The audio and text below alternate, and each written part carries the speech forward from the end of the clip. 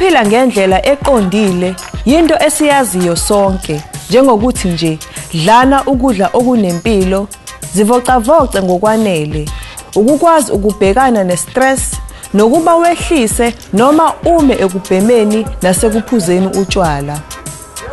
Uma ungenwa yisifo thizeni, thola usizo ngokushesha emtholampilo, kodokotela nasezibhedlela. Okubalulekile kakhulu okokugcina ukuthi ungabi namahloni ngokuthi u-HIV positive.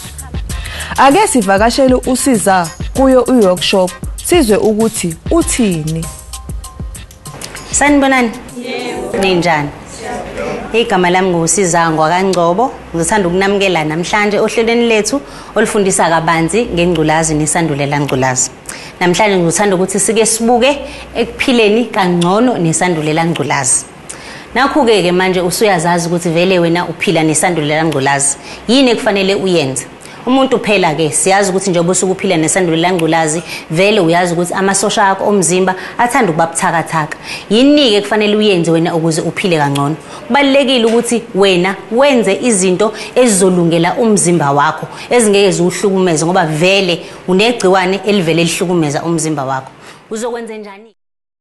Imigomo eyisisekelo yokuphila ngendlela efanele. Thola ukwelashwa okusebenzayo kwezifo ezingosomathuba ngokushesha. Nciphisa ukuphatheka kabi. Zivocavoce bese uqinisekisa ukuthi wenza ucansi oluphephile. Nciphisa noma uyeke ukubhema, ukuphuza, ungathathi izidakamizwa. Yidla ukudla okunempilo. Phumela obala nesimo sakho sokuphila negciwane.